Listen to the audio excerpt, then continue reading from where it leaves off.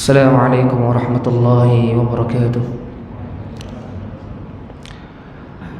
الحمد لله حمدا كثيرا طيبا مباركا فيه مباركا عليه كما يحب ربنا ويرضى. أشهد أن لا إله إلا الله وحده لا شريك له، وأشهد أن محمدا عبده ورسوله لا نبي بعده. اللهم صل وسلم وزد وبارك وأنعم على حبيبنا ونبينا محمد صلى الله عليه وسلم وعلى آله وصحبه أجمعين، أما بعد. Ma'asyiral muslimin, ma'asyiral muslimat, Bapak Ibu jamaah sekalian yang semoga dirahmati oleh Allah Subhanahu wa taala. Alhamdulillah, kita bersyukur kepada Allah Subhanahu wa taala atas segala limpahan nikmat karunia yang Allah telah berikan kepada kita, sehingga pada kesempatan sore yang mulia ini kita bisa bersama-sama berkumpul di salah satu rumah Allah Subhanahu wa taala yang ada di atas muka bumi ini dalam rangka bertafakuh fiddin, mempelajari ilmu agama, mempelajari Al-Quran dan Sunnah Nabi SAW sambil menunggu waktu berbuka. Sungguh ini merupakan kenikmatan yang luar biasa yang Allah telah berikan kepada kita, yang patut untuk kita syukuri bersama. Hadirin jamaah sekalian yang semoga dirahmati oleh Allah Subhanahu wa taala. Pada kesempatan yang singkat ini, insya Allah kita akan membahas satu tema yang berjudul pulang kampung yang sesungguhnya. Jamaah sekalian, saat ini kita berada di detik-detik akhir bulan Ramadan. Artinya sebentar lagi insya Allah kita akan merayakan Hari Raya Idul Fitri 1440 Hijriah, 44 Hijriah. Sudah menjadi tradisi di negeri ini setiap lebaran atau hari raya bagi para perantau melaksanakan mudik atau pulang ke kampung halaman. Betul ya Pak? Mungkin panjenengan yang ada di hadapan kami pun besok Idul Fitri atau sebelum Idul Fitri mudik. Pak Bambang mudik, Pak Bambang? Mudik. Setiap hari mudik ya. Sehingga dari situ muncullah istilah napa Pak? THR. Napa niku THR? Tunjangan hari raya sebagai bekal untuk pulang kampung. Jauh sebelum itu ada sebagian orang yang mereka menabung untuk bisa pulang kampung halaman. Kemarin saat perjalanan pulang ke Sidoarjo, kebetulan saya sehari-hari berdinas di Papua, baru 6 bulan. Makanya saya pulang langsung dijabri sama Pak Supri. Nah, pesawat saya transit ke Bandara Makassar, Sultan Hasanuddin. Saya berbincang-bincang dengan seorang bapak. Dia bilang, saya ini mau pulang mas, harus nabung bertahun-tahun, 3-4 tahun. Gimana? Karena tiket pesawat yang mahal sekali. Jadi kalau PP itu bisa 5 juta. 5 juta kali 4 orang sama dengan 20 juta. Itu dari Merauke, dan dia sehari-hari jualan. Pokoknya apa aja, ada pekerjaan apa aja dia lakukan. Nabung supaya bagaimana bisa beli tiket pulang. Kalau sendiri enak, sama keluarga, istrinya 1 dengan anaknya 2. Itu pun belum nanti jajan-jajannya, berarti kan 20 juta lebih. Gitu. Artinya jemaah sekalian, untuk pulang kampung itu butuh bekal. Bahkan tidak sedikit, banyak bekalnya. Dia harus bekerja banting tulang mengumpulkan bekal untuk pulang kampung halaman. Dan jika sudah hilang rasa rindu bersama keluarga, nantinya akan kembali lagi ke tempat perantauan. Ngapain? Ya kerja. Untuk mengumpulkan bekal lagi, sudah cukup pulang kampung lagi. Habis balik lagi ke perantauan, kerja lagi. Bahwa sejatinya kita memiliki kampung halaman yang hakiki, yang mana tatkala kita telah pulang tidak akan pernah bisa kembali. Kampung halaman itu bernama negeri akhirat. Ini yang sering dilupakan kebanyakan manusia. Dan perlu kita ketahui bahwa banyak rute panjang yang harus kita lewati untuk menuju ke sana. Mulai dari alam barzakh, padang mahsyar, yaumul hisab, yaumul mizan, al-haud, sirat, qantarah, kurang lebih seperti itu. Dan setiap rute itu masanya tidak sedikit, panjang sekali, Pak. Sehingga kita butuh bekal yang sangat banyak untuk menuju ke sana. Karena waktu yang kita tempuh itu tidaklah sedikit. Berapa tahun Fir'aun saat ini di kuburnya? Haman, Qarun, Abu Lahab, Abu Jahal. Sudah berapa tahun mereka di kuburnya? Dan sampai dengan detik ini dia disiksa di dalam kuburnya. Entah sampai kapan. Itu baru sampai di rute yang pertama. Baru rute pertama, belum rute kedua atau rute ketiga. Rute pertama alam barzakh. Belum lagi nanti tatkala di padang mahsyar seluruh manusia dari Nabi Adam alaihissalatu wassalam sampai dengan manusia terakhir yang hidup di atas muka bumi ini akan dikumpulkan oleh Allah Subhanahu wa taala yang di sebuah padang syahara yang sangat luas. Jadi bumi itu akan diluluhlantakkan oleh Allah Subhanahu wa taala, kemudian akan didatarkan oleh Allah Subhanahu wa taala. Itulah yang dinamakan dengan padang mahsyar. Dan ingat, di padang mahsyar itu kita tidak berpakaian, tidak beralas kaki, dan belum dikhitan. Sebagaimana kata baginda Nabi Muhammad SAW dalam hadisnya yang sahih riwayat Imam Muslim, beliau mengatakan yuhsyarun nasu yaumal qiyamati hufatan uratan ghurlan. Kata baginda Nabi SAW, manusia akan dikumpulkan pada hari kiamat dalam keadaan tidak beralas kaki. Mungkin telah masyhur kita dengar cerita di mana tatkala hari kiamat itu matahari turun satu mil. Sekarang berjuta-juta mil aja sudah panas luar biasa, Pak. Dan tidak usah khawatir, besok itu kulit kita itu akan dibuat kokoh oleh Allah Subhanahu wa taala, sehingga apa? Kita betul-betul akan merasakan panasnya terik matahari. Tidak akan dihancurkan. Tidak beralas kaki. Kemudian tidak berpakaian. Udah enggak beralas kaki, enggak berpakaian, dan belum dikhitan. Dan kita ketahui bahwasanya di padang mahsyar itu kita enggak sebentar, Pak. Menunggu waktu yang lama untuk diapakan? Dihisab. Dihisab, Pak. Jadi sekecil apapun amal yang kita lakukan itu kelak akan dihisab di hadapan Allah Subhanahu wa taala. Jadi jangan pernah kita meremehkan dosa sekecil apapun. Karena dosa yang kecil lama-lama akan terkumpul menjadi dosa besar. Sekecil biji zarah akan dihisab di hadapan Allah Subhanahu wa taala. Makanya kalau kita mau melakukan sesuatu, itu coba tanyakan dalam diri kita, kira-kira nih besok kalau saya ditanya di hadapan Allah Subhanahu wa taala, saya bisa jawab nggak? Itu coba timbulkan pertanyaan itu, tanda tanya itu dalam hati. Kira-kira kalau saya melakukan ini, terus saya ditanya oleh Allah, saya bisa jawab nggak? Karena harta yang halal itu akan dihisab, yang haram akan diazab. Nah itu, pikirkan sendiri konsekuensinya. Belum lagi rute-rute yang lainnya. Namun sebagian orang, mereka terlena dengan dunia, tidak peduli dengan kampungnya, seolah-olah mereka akan hidup lama dan tak akan pernah pulang ke kampungnya. Padahal jika masa itu tiba, mau tidak mau, suka tidak suka, dia harus pulang kampung. Kemana tadi, Pak? Ke negeri akhirat. Kita semua ini akan pulang kampung, Pak, ke negeri akhirat, dan tidak akan pernah kembali lagi.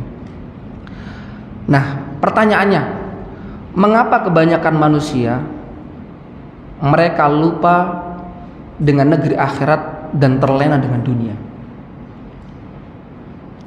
Di antara sebab kebanyakan manusia mereka terlena oleh dunia sehingga lupa dengan kampung halamannya adalah karena panjangnya angan-angan. Panjangnya angan-angan. Sehingga mereka mengira bahwa hidupnya itu akan lama. Al-Hijr surat ke-15 ayat 3. Allah berfirman, "Dzarhum ya'kulu wa yatamatta'u wa yulhihimul amal fasawfa ya'lamun." Kata Allah Subhanahu wa taala, biarkanlah mereka di dunia ini makan dan bersenang-senang dan dilalaikan oleh angan-angan kosong mereka. Ini kata Allah Subhanahu wa taala, dibiarkan oleh Allah Subhanahu wa taala, terserah kamu mau melakukan apapun sesuka hatimu, terserah. Tapi ingat, kelak mereka akan mengetahui akibat dari perbuatannya. Jadi kita di dunia ini terserah. Kadang ada orang kan kasih nasihati haram, "Ustaz, karep-karepku urip-uripku sing golek duit aku." Kan gitu kan? Dia membantah, ya, tidak mau menerima nasihat. Ya terserah karep-karepmu. Tapi ingat, semua yang kita lakukan besok akan dimintai pertanggungjawaban di hadapan Allah Subhanahu wa taala. Syekh Dr. Ahmad Farid hafizallahu taala, beliau menjelaskan dalam bukunya Al-Bahrul Ra'iq fi Zuhdi war Raqa'iq bahwa yang dimaksud ayat di atas adalah biarkanlah mereka hidup bagaikan binatang ternak yang hanya fokus memperhatikan makan dan syahwatnya. Ini perhatikan, ketika manusia pola hidupnya itu hanya memikirkan perut dan syahwatnya, bawahnya perut, itu persis selayaknya binatang. Kata Allah, kal an'am bal hum adol, bahkan lebih buruk dari binatang ternak. Kenapa? Binatang ternak nggak dikasih akal, dia masih mau berzikir kepada Allah. Iki manusia dikasih akal sama Allah, tapi dia lupa dengan Allah Subhanahu wa taala. Lebih buruk daripada binatang ternak. Uripe mek weteng ngisore weteng, weteng ngisore weteng. Kan sama kayak kambing, ya kan? Kambing kan sehari-hari dunia seperti itu. Dia tidak memikirkan ibadah. Kemudian yang dimaksud wayulhihimul amal, dan dilalaikan oleh angan-angan kosong, maksudnya mereka dilalaikan dengan panjangnya angan-angan dan umur sehingga lupa terhadap tujuan dia diciptakan. Padahal tujuan kita diciptakan itu untuk apa? Untuk beribadah kepada Allah. Allah berfirman, wa ma khalaqtul jinna wal insa illa liya'budun. Itu harus ditulis besar, Pak, di depan pintu. Jadi kalau kita keluar rumah itu ngerti, inget, eling, oh alah aku diciptakno iku gawe apa? Beribadah kepada Allah. Itu kebanyakan manusia mereka lupa. Hadirin jamaah sekalian, semoga dirahmati Allah Subhanahu wa taala. Dan ketahuilah bahwasanya dunia bukanlah tempat tujuan akhir.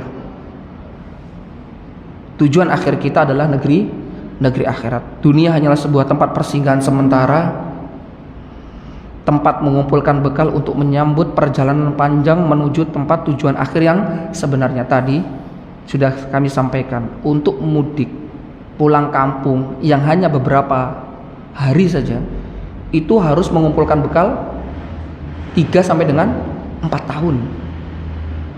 Ya enggak? Itu hanya beberapa hari. Bagaimana kita akan pulang kampung ke negeri akhirat yang rutenya sangat panjang. Butuh banyak amal saleh yang kita kerjakan. Belum lagi kita harus berjuang dari dorongan-dorongan syaitan, pengaruh-pengaruh riya dan sum'ah yang menodai ibadah kita. Yakin tak ibadah kita ini diterima sama Allah? Puasa, taraweh. Kadang taraweh itu imamnya suwi titik dirasani. Sekawe lah, suwi pisan. Nah. Niatnya taraweh dapat pahala, gara-gara ngerasani oleh dosa. Gak ikhlas berarti ibadah ini. Ya. Inilah maka yang harus kita jaga betul. Bagaimana kita harus membangun kesadaran dalam diri kita, mengumpulkan bekal sebanyak-banyaknya untuk pulang kampung ke negeri akhirat. Dan kita hidup di dunia ini gak lama, Pak. Kata Rasulullah sallallahu alaihi wasallam, a'maru ummati ma baina 60 ila 70 wa aqallu ma yajuzu zalik. Umur umatku itu antara 60 sampai dengan 70 tahun, dan sedikit sekali yang melewati itu. Sedikit, Pak. Mungkin kita bisa perhatikan berapa banyak orang-orang yang dia umurnya bertahan sampai dengan 60 tahun. Pensiun setahun 2 tahun, stroke, meninggal. Makanya kita jangan selalu merasa muda. Kalau merasa muda dalam beribadah, fadhol. Merasa muda dalam urusan dunia, keblinger, Pak. Keblinger. Kita ingat bahwasanya, makanya adanya uban itu untuk senantiasa kita dzikrul maut, mengingat kematian. Hadirin jamaah sekalian, semoga dirahmati Allah Subhanahu wa taala. Dan segala sesuatu yang ada di dunia ini tidaklah kekal. Sifatnya fana. Sehingga semua kenikmatan dunia yang kita rasakan saat ini satu persatu akan menghilang dari diri kita. Masa muda, harta, tahta, jabatan, kekayaan, anak, istri, semuanya akan hilang. Harta yang kita kumpulkan ini, kita bersusah payah mengumpulkan harta ini, bakal akan kita tinggalkan, Pak. Jadi rezeki kita sebenarnya yang kita makan dan yang kita gunakan, yang kita simpan bukan rezeki kita, itu rezekinya ahli waris kita, akan kita tinggalkan semuanya. Karena sesungguhnya tidak lebih dunia hanyalah sebuah permainan, sebagaimana Allah Subhanahu wa taala berfirman di dalam Quran surat Al-Ankabut surat ke-29 ayat 64. Wa ma hazihil hayatud dunya illa lahu wa la'ib wa innad daral akhirata lahiyal hayawan law kanu ya'lamun. Kata Allah Subhanahu wa taala, dan kehidupan dunia ini hanyalah sendagura permainan. Kira-kira kalau kita itu main-main itu harus serius banget nggak, Pak? Ya serius, tapi nggak usah terlalu banget. Kenapa? Karena kalau banget nantinya apa? Frustasi, emosi. Banyak orang cuma gara-gara harta bunuh diri. Bahkan kakaknya dibunuh, ibunya dibunuh. Naudzubillah min dzalik. Karena dia menjadikan dunia sebagai apa? Sebagai hal yang inti dalam kehidupannya. Padahal kita hidup di dunia itu hanyalah sementara, hanya sekedar sendagurau permainan. Artinya apa? Memang tujuan kita hidup di dunia ini untuk beribadah kepada Allah Subhanahu wa taala. Tapi bukan berarti kita tidak diperbolehkan untuk kita itu rekreasi, untuk bersenang-senang sedikit. Boleh-boleh saja. Namanya manusia itu kadang ada titik jenuhnya, betul. Tapi ingat, bukan itu tujuan pokok kita hidup di dunia. Tujuan kita hidup di dunia itu untuk beribadah kepada Allah. Kita makan, kita minum supaya badan kita kuat, supaya untuk kita bisa apa? Bisa beribadah kepada Allah Subhanahu wa taala. Maka seharusnya seorang mukmin itu menyikapi dunia ini sebatas tempat persinggahan untuk mengumpulkan perbekalan menuju kampung halaman, yaitu negeri akhirat. Sebagaimana Rasulullah SAW bersabda, "Kun fid dunya ka'annaka gharib aw 'abiru sabil." Kata Rasulullah SAW, hiduplah kalian di dunia itu seakan-akan sebagai orang asing dan sebagai seorang musafir. Sebentar saja, kita hanya tumpang lewat aja.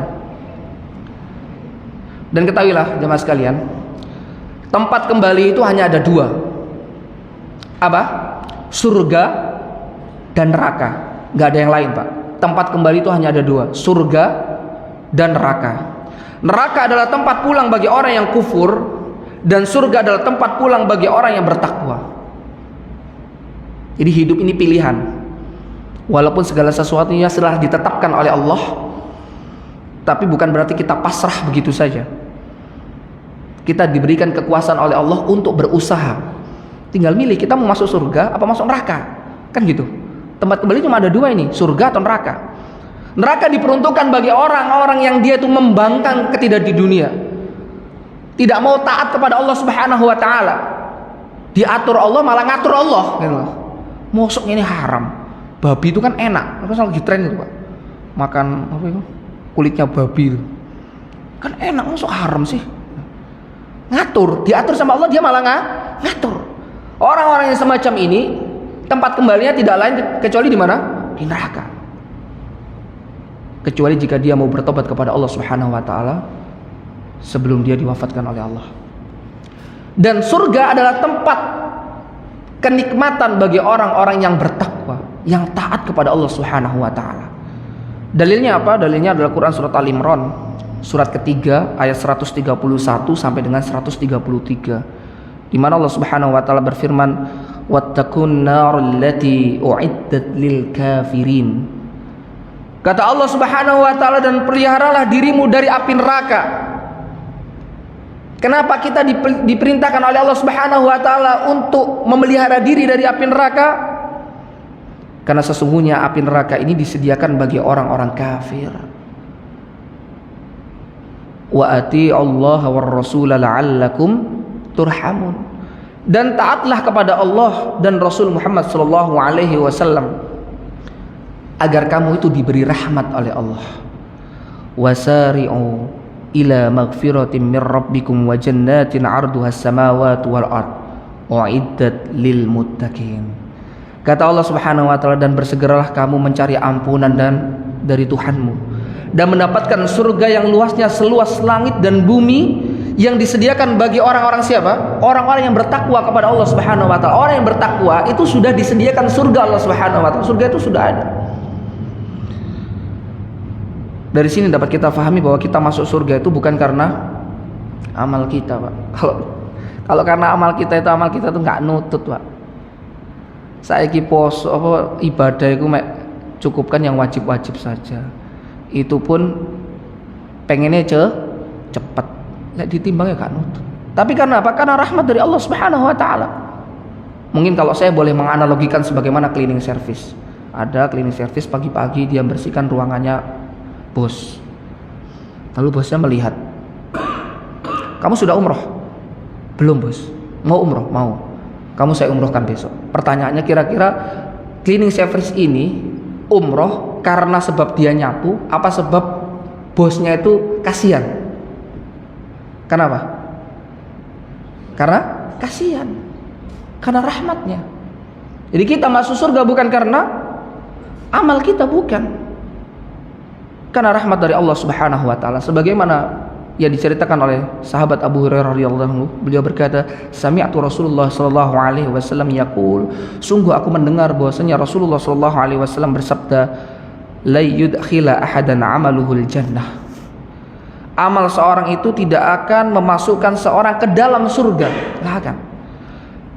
Kemudian para sahabat itu penasaran, bertanya kepada Rasulullah sallallahu alaihi wasallam, "Wala anta ya Rasulullah?"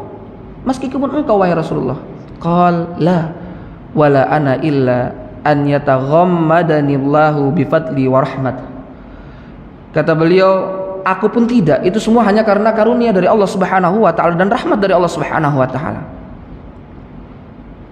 Adapun setelah kehidupan dunia kita akan melewati rute yang sangat panjang untuk menuju akhirat. Oleh karenanya ada bekal yang harus kita persiapkan untuk pulang, Pak, untuk pulang kampung. Apa saja bekal yang harus disiapkan?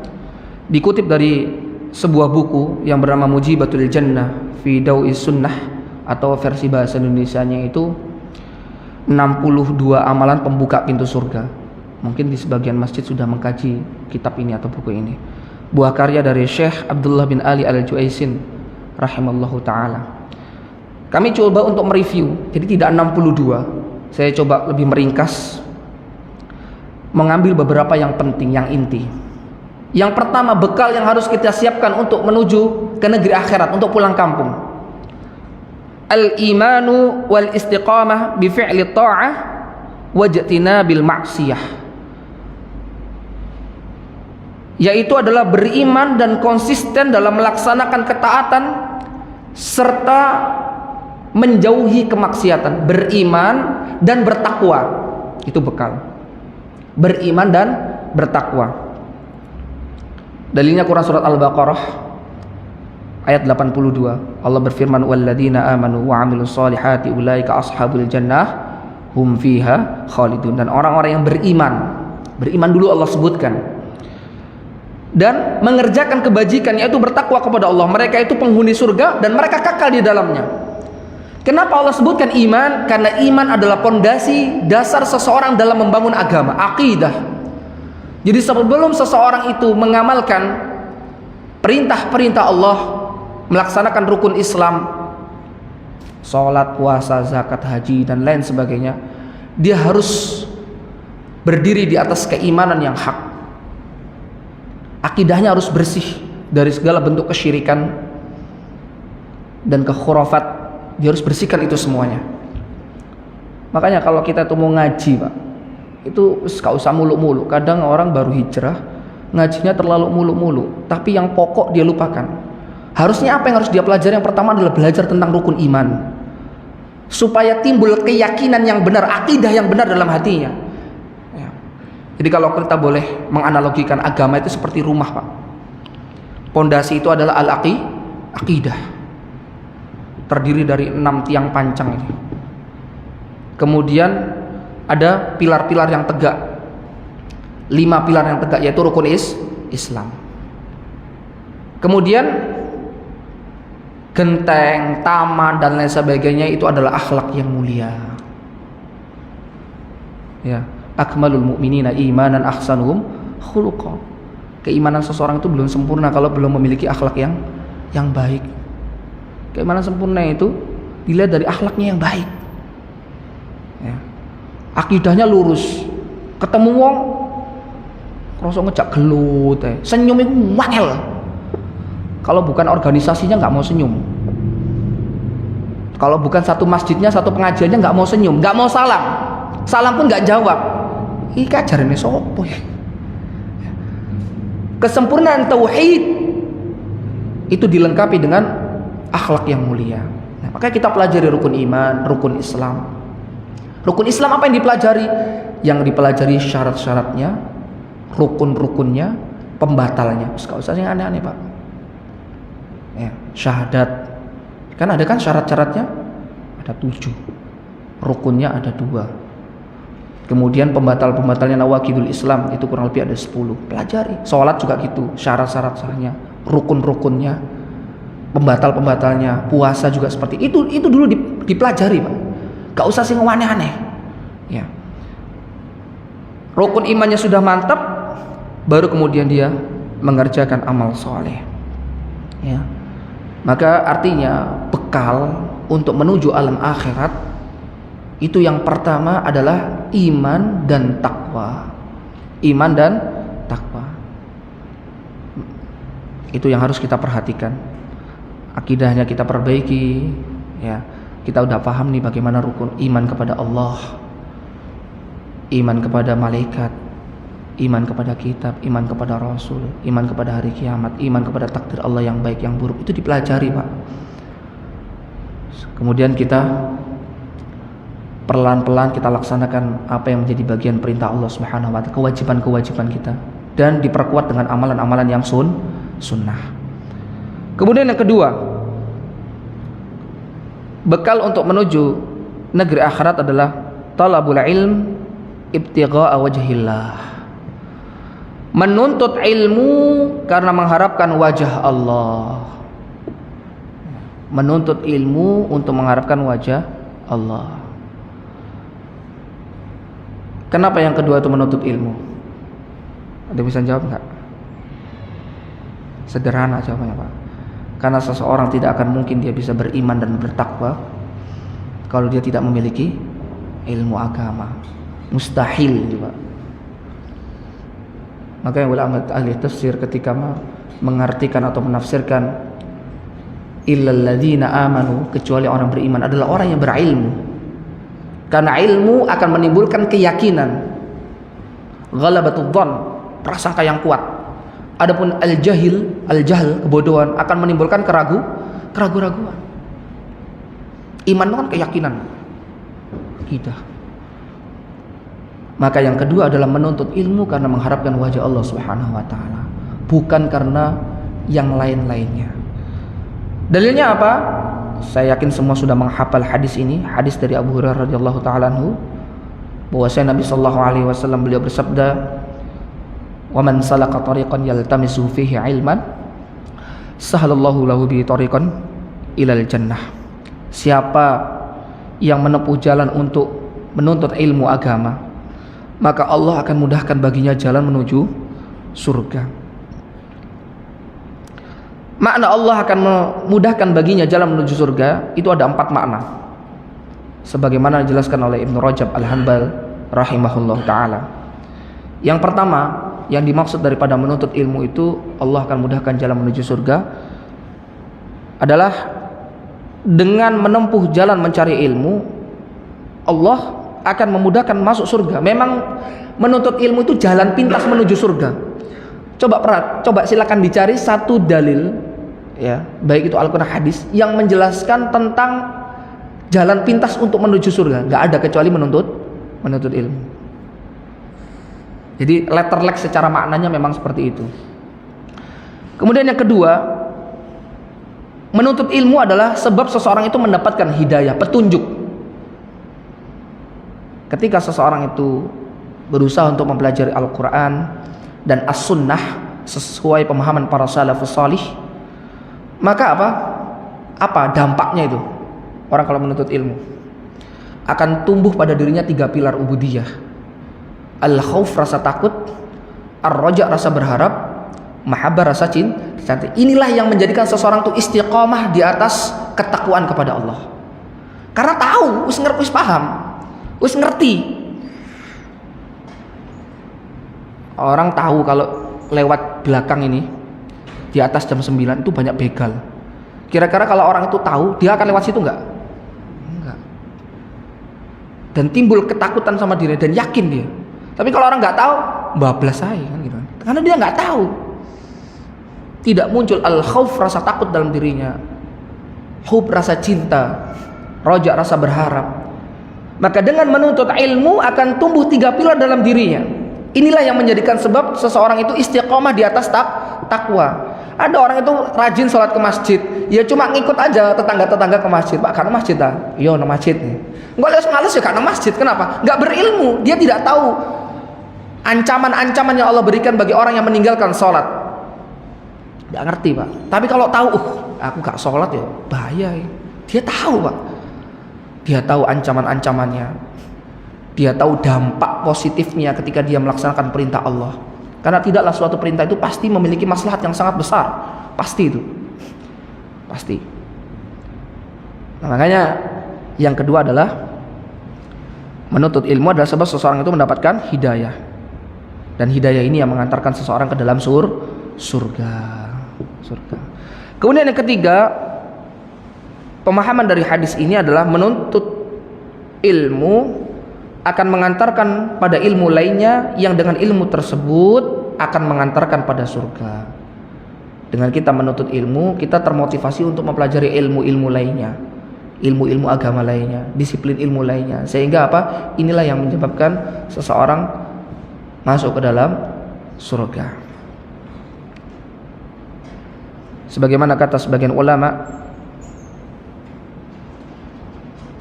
dijelaskan bahwasanya man amila bima alima awrasahullahu ilma ma lam ya'lam. Siapa yang mengamalkan suatu ilmu yang telah ia ilmui, maka Allah Subhanahu wa taala akan mewarisinya ilmu yang tidak dia ketahui. Yang penting istiqomah saja. Istiqomah, lama-lama bisa, Pak. Lama-lama bisa. Terus belajar. Kemudian yang keempat ya. Oh, yang ketiga.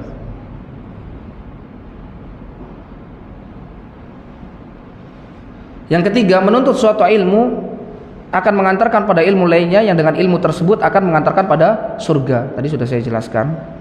Kemudian yang keempat, dengan ilmu Allah akan memudahkan jalan yang menuju surga.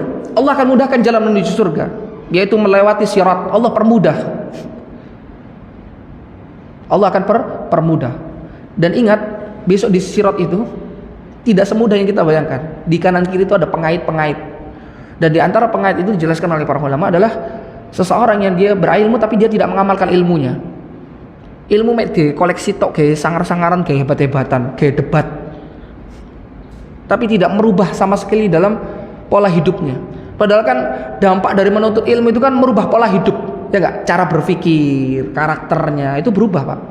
Tapi wis ngaji suwi pancet ae, ambek bojone pancet kasar, ambek anake pancet kasar, ambek tanggane yo padha ae. Ini enggak bermanfaat ilmu seperti ini. Tidak membawa kebaikan ilmu seperti ini, tidak membawa kebaikan. Baik.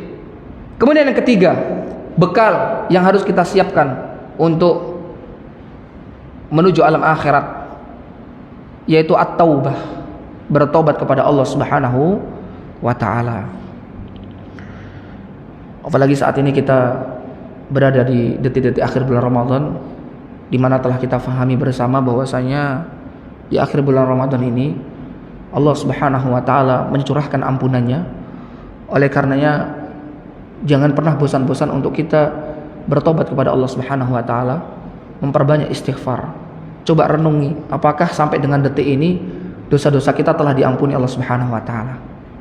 Apakah kita telah mendapatkan keutamaan dari hadis Nabi sallallahu alaihi wasallam, "Man shama ramadhana imanan wa ihtisaban, ghufira lahu ma taqaddama min dzambi." Coba renungi. Apakah kita sudah mendapatkan keutamaan hadis ini? Apa jangan-jangan sampai dengan detik ini dosa-dosa kita belum diampuni oleh Allah Subhanahu wa taala, waliyadzubillah. Maka untuk kita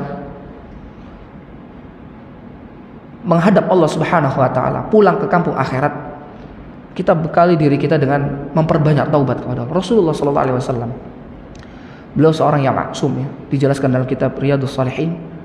Beliau itu dalam sehari itu bisa 70 kali sampai dengan 100 kali beristighfar kepada Allah. Itu Rasul itu, Pak. Selevel Nabi, sekaliber Nabi Muhammad sallallahu alaihi wasallam. Kadang kita tuh zikir pagi, petang, subuh, mau coba istighfar 100 saya kok sewi, kesel. Allahu Akbar. Merasa percaya diri bahwasanya sudah istiqomah ngaji lah, insya Allah akses menuju surga itu dipermudah oleh Allah. Terlalu percaya diri. Orang yang terlalu percaya diri seperti ini, maka dia akan mengalami kebinasaan bisa di akhirat. Kenapa? Karena dia merasa lebih baik. Orang yang merasa lebih baik itu apa? Sombong. Dampaknya apa akhirnya? Meremehkan manusia. Apa itu al-kibr? Batarul haq wa ghamtun nas. Menolak kebenaran dan meremehkan manusia, itu al-kibr. Sombong. Itu sombong. Merasa diri sudah baik, ngaji sudah lama, sudah banyak kitab yang dikhatamkan, usul salasah sudah selesai. Ya. Semuanya sudah selesai. Nah, wis aman nih. Insyaallah swarga. Hafalan padahal baru juz 30, tapi wis merasa wah insyaallah lah jaminan swarga ya. Allahu Akbar. Kita harus perbanyak bertobat kepada Allah Subhanahu wa taala. Perbanyak istighfar kepada Allah. Benar-benar memohon ampun kepada Allah. Apalagi di 10 hari terakhir ini Rasulullah SAW mengajarkan dalam hadis riwayat Tirmizi, apa yang doa yang baca Allah Rasulullah? Allahumma innaka afuun tuhibbul afwa fa'fu anni. Allahumma innaka afuun ya Rabb. Ya Allah, sesungguhnya Engkau itu Maha Pengampun. Tuhibbul afwa, dan Engkau mencintai orang yang minta ampun. Fa'fu anni, maka ampunilah aku. Terus dibaca. Mungkin etikaf tuh capek baca Quran ya. Udah baca doa itu terus dibaca. Benar-benar timbulkan keinginan ihtisab. Nah, pengharapan yang luar biasa kepada Allah, minta diampuni oleh Allah Subhanahu wa taala. Dan orang-orang yang rajin bertaubat ini, maka insya Allah akan diberikan surga oleh Allah Subhanahu wa taala. Dalilnya apa? Dalilnya Quran surat Maryam surat ke-19 ayat 60. Allah Subhanahu wa taala berfirman, illa man taba wa amana wa amila salihan fa ulaika yadkhulunal jannata wa la yuzlamuna syai'a. Allah Subhanahu wa taala berfirman, kecuali orang-orang yang bertaubat, beriman dan mengerjakan iman dan mengerjakan kebajikan. Mungkin dulu belum belajar tentang akidah, melakukan kesyirikan, maka sudah paham tentang akidah yang benar. Bagaimana sih sebenarnya sikap kita kepada Allah, kita menyikapi malaikat Allah itu bagaimana ya. Ingat dulu pernah melakukan pelencengan. Maka apa kata Allah? Illa man taba, kecuali orang-orang yang dia mau bertobat kepada Allah, wa amana wa amila shalihan fa ulaika yadkhulunal jannah wa la yuzlamuna syai'a. Bertobat, beriman dan mengerjakan kebaikan, mengerjakan amal-amal salih, maka mereka itu akan masuk surga dan tidak dizalimi atau dirugikan sedikit pun. Ini adalah balasan bagi orang-orang yang dia itu mau bertobat kepada Allah Subhanahu wa ta'ala. Kira-kira kita ini sudah beristighfar berapa kali dalam sehari? 100? Tadi perjalanan ke sini istighfar enggak? Kadang-kala para ulama itu menjelaskan, ada momen-momen tertentu yang kebanyakan manusia itu lupa untuk beristighfar kepada Allah, padahal waktu itu adalah momen-momen yang tepat untuk beristighfar. Ketika apa? Ketika makan. Padahal makan kan komentari panganan nih, di vlog. Hai guys, lali gak istighfar. Makanan itu enak. Padahal Rasulullah SAW tidak pernah mengomentari makanan, baik enak maupun tidak enak. Beliau tidak pernah komentar terkait tentang makanan. Di jalan itu momen-momen yang tepat. Kita nggak ngerti apakah kita itu sampai ke tempat tujuan kita Apa jangan-jangan naudzubillah min dzalik kita nggak sampai ke tempat tujuan kita? Ketika kita diwafatkan Allah dalam keadaan perjalanan, keadaan musafir, kemudian kita beristighfar kepada Allah, itu kan Masya Allah luar biasa. Ya, beristighfar kepada Allah, banyak istighfar, astagfirullah wa atubu ilaih, astagfirullah wa atubu ilaih. 100 kalau bisa lebih, banyak istighfar kepada Allah Subhanahu wa taala. Minta ampun kepada Allah. Dosa kita ini terlalu banyak. Kalau seandainya, karena Allah itu baik sama kita, kalau seandainya dosa kita ini diberupakan benjolan berupa bisul di tubuh kita, maka kira kita mau nggak datang ke pengajian ini? Isin Pak, bisul kabeh. Tapi Allah maha baik, Allah telah menutup aib kita, makanya jangan kita bongkar aib kita itu kepada siapapun. Ya, Allah telah menutup aib kita. Ya. Coba kalau seandainya sekali melakukan dosa, Allah langsung azab kita, selesai itu Pak, sebagaimana Bani Israel. Maka jangan sia-siakan kebaikan dari Allah Subhanahu wa taala. Ada banyak istighfar di bulan Ramadan ini. Ya. Berapa banyak waktu kita yang terbuang sia-sia di bulan Ramadan ini? Habis hanya untuk ngelihat media sosial, scroll Instagram, mari Instagram, YouTube mari Facebook. Gak terus mau Quran 5 menit terus kayak merasa wali bisa. Iya wali murid. So alhamdulillah, ya Allah pahala wis akeh 5 menit. Ya. Coba kalau baca Quran, ini saran. Ini tips, alhamdulillah saya sudah coba mengamalkan. Jangan bawa HP taruh. Nah. Terus fokus, jangan ngelihat jam, kalau bisa jam nggak dipakai. Fokus, jangan lihat kanan kiri, baca. Itu 1 jam aja Pak, nyampe itu 1 juz lebih Pak. Fokus, ojo nggo HP. Ustaz, ini kan di aplikasi udah ada Al-Qur'annya. Iya kalau ini. Pertama mau di pesawat, siswi kok gak nyaman ya. Akhirnya apa? Nggak sih baca Quran, lihat media sosial. Belum lagi di media sosial itu banyak pop-up iklan itu loh, yang mengundang syahwat. Ya, iklan opo ae, putok di sini. Allah Ustaz. Ya. Ya boleh, kita boleh media sosial.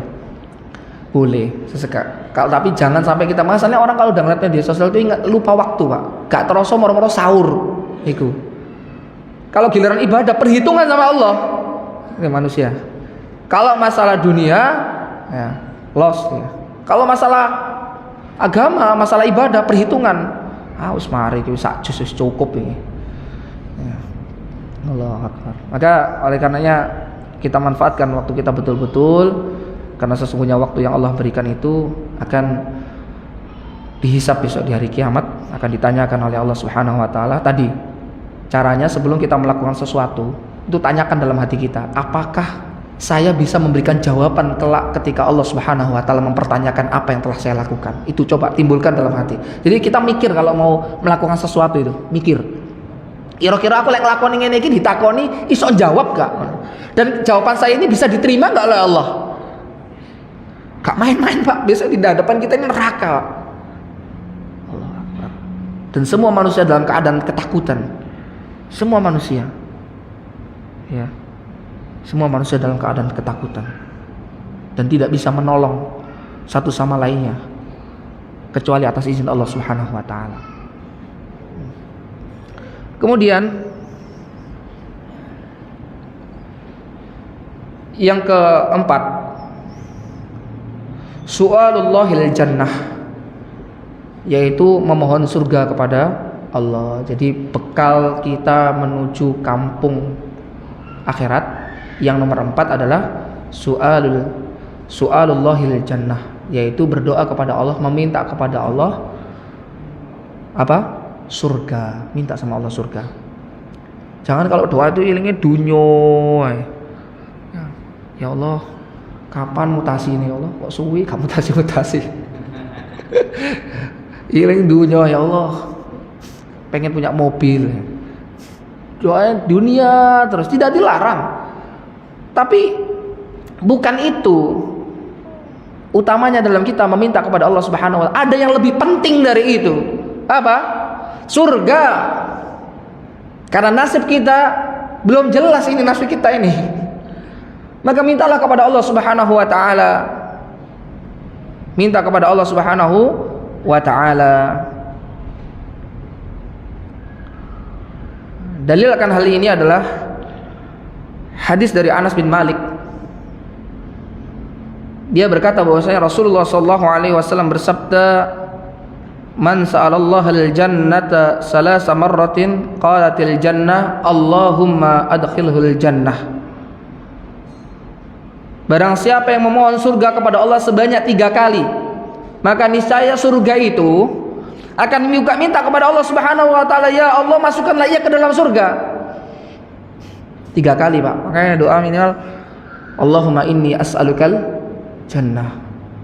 Allahumma inni as'alukal jannah. Minta sama Allah, Allahumma inni as'alukal jannah. Minta surga. Ini tempat akhir hidup kita besok itu hanya di sana, Pak. Ada yang mau masuk neraka kira-kira? Nggak ada, saya yakin ya. Semua pengen masuk surga. Sekalipun orang yang menyimpang akidahnya, mereka kalau ditanya pengen masuk surga. Nah, bagaimana caranya? Tidak mencukupkan hanya dengan amal. Karena tadi dijelaskan bahwasanya tidak ada satu pun manusia masuk surga karena amalnya, tapi karena apa? Rahmat dari Allah Subhanahu wa taala. Bagaimana untuk mendapatkan rahmat? Ngemis sama Allah, minta sama Allah. Berarti butuh, kan karena lek jalo kan aku nyelang duwe po. Serius Kak ini. Cuma 1 kali, 2 kali. Tapi lu berkali-kali aku nyelang, aku butuh temenan. Oh, iki temenan butuh ya, serius. Jaluk surga sedino mek pisan. Kurang, Pak. Terus minta sama Allah. Wa man istajara minan nari salasa marratin qalatin nar Allahumma ajirhu minan nar. Dan barang siapa yang memohon agar dijauhkan dari api neraka sebanyak 3 kali dalam sehari, niscaya neraka akan berdoa, "Ya Allah, jauhkanlah dirinya dari neraka." Minta sama Allah Subhanahu wa taala untuk dijauhkan dari neraka, minta masuk surga, dijauhkan dari neraka. Allahumma inni as'alukal jannah wa a'udzubika minan nar. Allahumma inni as'alukal jannah wa a'udzubika minan nar. Allahumma inni as'alukal jannah wa a'udzubika minan nar. Minta surga dan minta dilindungkan dari api neraka. Bahkan ketika tahiyat akhir kan kita diajarkan kan? Sebelum salam apa yang dibaca? Allahumma inni a'udzubika min adzabi jahannam wa min adzabil qabr wa min fitnatil mahya wal mamat wa min syarri fitnatil masiihid ad-dajjal. Minta perlindungan kepada Allah Subhanahu wa taala. Nah, ini yang harus kita fahami. Nah, mulai kita amalkan nih setelah ini nih. Tadi kan kita sudah paham bahwasanya kita semua akan pulang kampung dan gak akan pernah kembali. Kita akan pulang kampung ke negeri yang kekal, yaitu negeri akhirat. Tadi sudah kita sampaikan apa saja bekal-bekal yang harus disiapkan, itu diamalkan, Pak, setelah ngaji. Ojo. Karena saya yakin di sini Masya Allah setingkat setara Imam Syafi'i semua.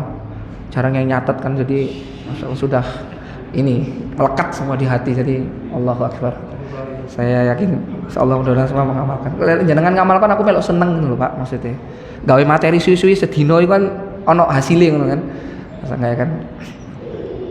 Kemudian yang kelima, yang terakhir, bekal yang harus kita siapkan tatkala ingin pulang kampung. Husnul khalq. Husnul khalq atau husnul khalqi, yaitu berakhlak yang baik, berakhlak yang mulia. Jadi bukan hanya kita perbaiki hubungan kita dengan Allah yang biasa kita dengar hablum minallah, tapi hubungan kita dengan manusia pun kita perbaiki. Ini yang sering dilupakan, bahkan sama orang yang sudah menuntut ilmu lama.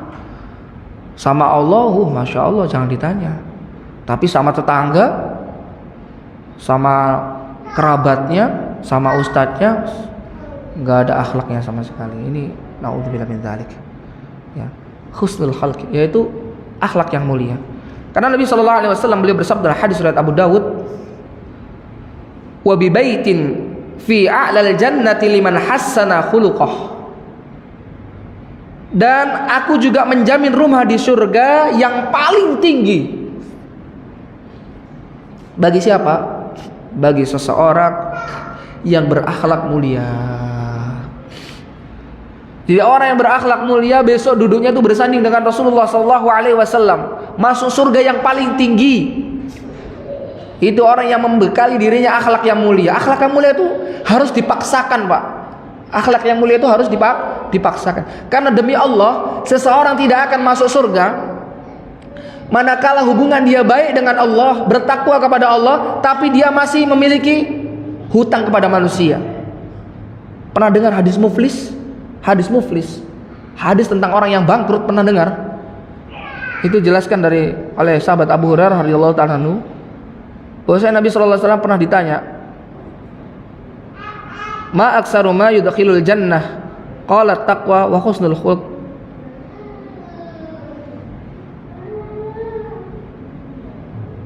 Kemudian dia ditanya perkara yang apa saja yang banyak menyebabkan masuk surga.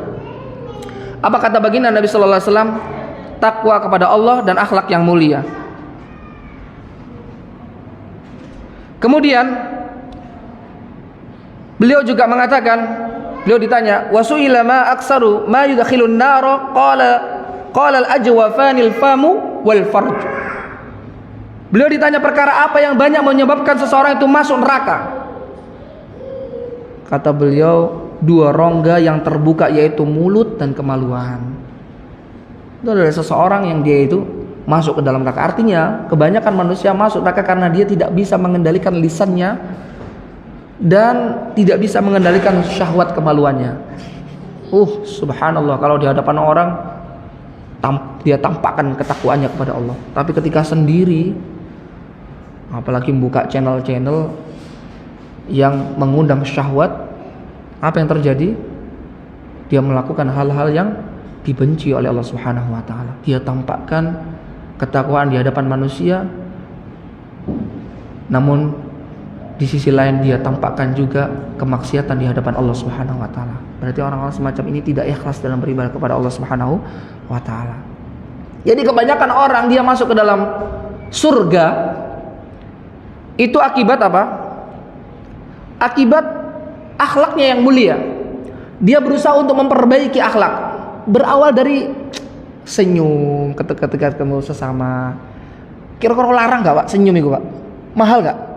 Enggak kan? Senyum loh. Kadang-kala sama orang itu kok malas, apalagi gak dikenal untuk senyum. Mengucapkan salam, assalamualaikum, bermusafahah, bersalaman, ya. Kemudian berusaha untuk membantu kesulitan saudaranya.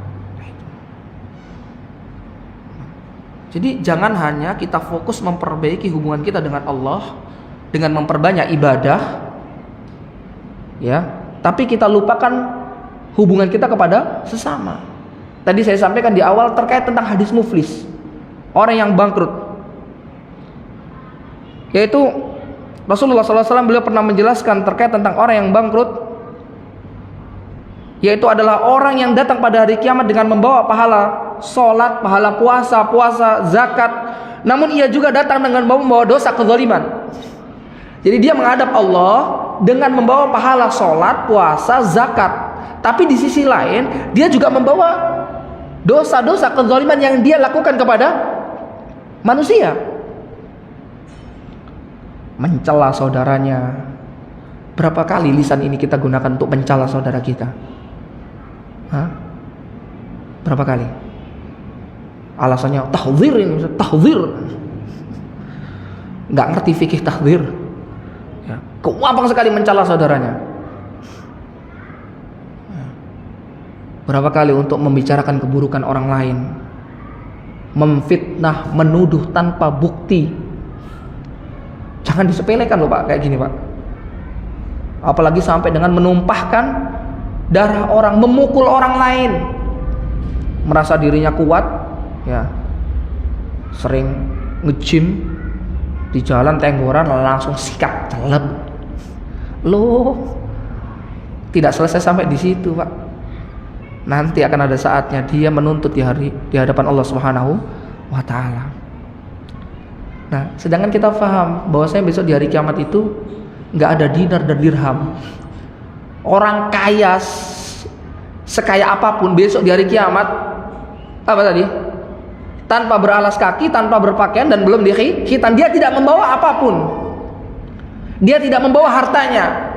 Lalu ketika ada orang yang dia menuntut ke hadapan Allah Subhanahu wa taala, dia bayar pakai apa? Bayar pakai apa kira-kira? Yuk bayar pakai pahalanya. Enak kan? Dapat pahala gratis. Makanya dirasani wis gak usah muring-muring, Pak. Biasa gak apa-apa. Alhamdulillah oleh transferan pahala kan. Kling. Nah, ini. Gak usah kita istilahnya galau, cemas, gak usah. Itu menjadi tabungan kita besok di akhirat. Tenang aja, Pak. Tenang aja. Itu akan menjadi tabungan di akhirat. Hewan yang punya tanduk sekalipun, padahal hewan kan tidak terbebani untuk beribadah ya, dan tidak terbebani dosa. Yang dia membunuh sesama hewan dengan tanduknya besok akan dihisap di hadapan Allah, kemudian dijadikan tanah. Bagaimana manusia? Nempeleng loh, gak main-main, Pak. Utang, pura-pura lali, lek ngutang, Pak, bahasanya wapi. Akhi, assalamualaikum. Waalaikumsalam. Akhi, antum masya Allah ahli surga insya Allah. Anak butuh duit. Boleh pinjam uangnya berapa? Gak banyak, 200.000. Kapan dikembalikan? Insya Allah awal bulan depan. Tip, kasih. Dijaluk angel. Seolah-olah sing jaluk iki rentenir, Pak. Angel minta ampun. Tuh tenang saja. Ini kalau nggak ikhlas, besok di hari kiamat dituntut ini, Pak. Dituntut. Anggap aja sedekah sudah. Nah, tapi orang-orang yang dia punya tabiat kebiasaan semacam ini harus ditanya. Tapi kita harus cari tahu dulu apakah memang sudah menjadi tabiatnya ngutang sana sini dia tidak bayar. Apa memang dia ada keinginan untuk bayar tapi memang belum bisa. Kadang-kala lain gitu. Kalau memang dia berkeinginan untuk membayar tapi dia belum mampu, hendaknya kita memberikan apa? Keluasan. Memberikan keluasan. Dan itu dihitung sedekah oleh Allah Subhanahu wa taala. Ya. Segala bentuk kezaliman. Makanya bahkan terhadap istri kita. Jangan main-main loh, Pak. Ketidakadilan kita terhadap istri, senangnya benrioyo main nang omah suami ini ya, ke orang tua laki-laki, orang tua perempuan nggak pernah dimaini. Adil nggak kira-kira ini? Nggak adil, Pak. Sepele, Pak. Siapa orang yang paling berhak untuk mendapatkan kebaikan dari kita? Kerabat keluarga kita, istri kita, orang tua kita, itu yang paling berhak. Jangan kadang orang sama orang lain masya Allah murah senyum, baik ya. Tapi sama istri sendiri melotot ya. Nggak adil ya. Hati-hati, Pak. Segala sesuatu yang tidak adil itu besok akan dihisab di hadapan Allah. Dan inilah yang dikatakan orang yang muflis, orang yang bangkrut, bawa pahala sebesar gunung Uhud, entek gawe apa? Gawe ngelunasi utangnya. Lah terus entek si ono sing nagih. Pripun, Pak? Ya, dosane, Pak. Dosane. Dosa yang kita punya hutang itu, yang kita hutangi itu dilempahkan ke kita. Allahu akbar. Maka hati-hati, Pak. Hati-hati betul. Ya.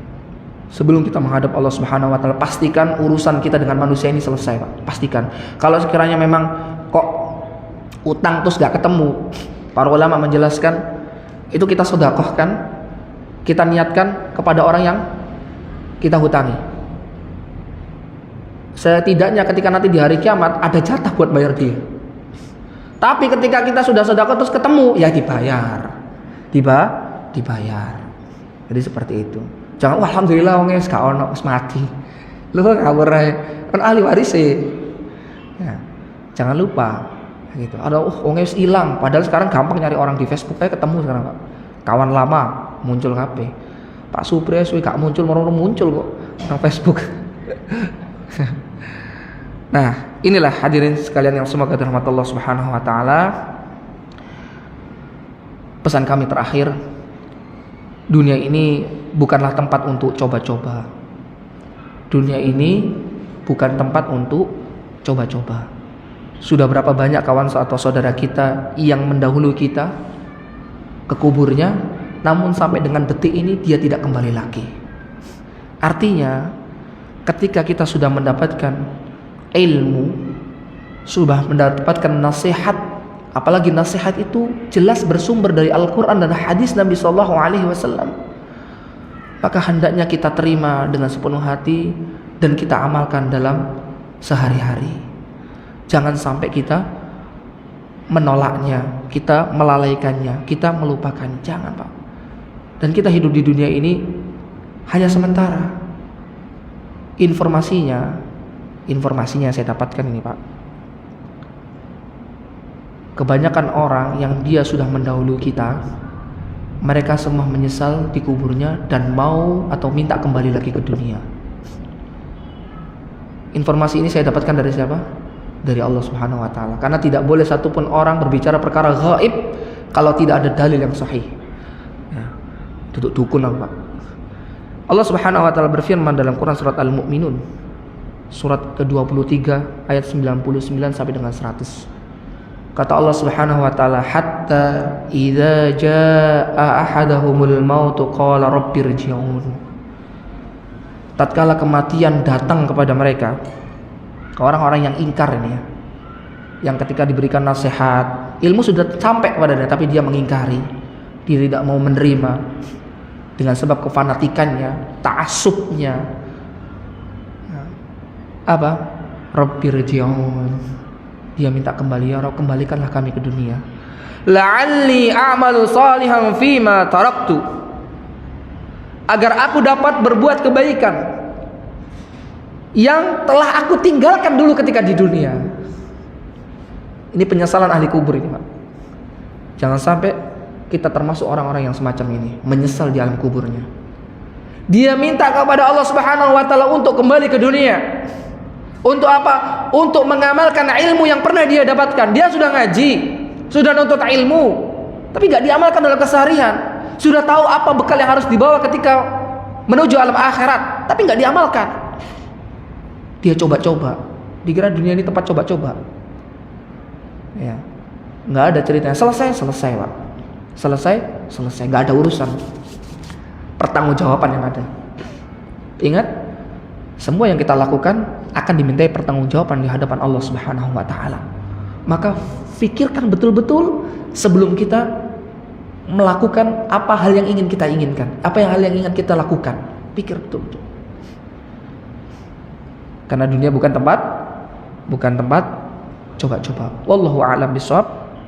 Mungkin ini yang dapat kami sampaikan pada kesempatan sore hari ini. Mudah-mudahan yang sedikit ini bermanfaat bagi para jamaah sekalian, khususnya bagi diri kami pribadi. Semoga Allah Subhanahu wa taala memberikan hidayah dan taufiknya kepada kita sehingga kita bisa istiqamah di atas ketakwaan kepada Allah Subhanahu wa taala, dan kita berharap semoga Allah Subhanahu wa taala mewafatkan kita dalam keadaan husnul khatimah dan mempertemukan kita kelak di surganya. Amin ya rabbal alamin. Kita tutup majelis ini dan doa kafaratul majelis. Subhanakallahumma wa bihamdika asyhadu an la ilaha illa anta astaghfiruka wa atubu ilaik. Assalamualaikum warahmatullahi wabarakatuh.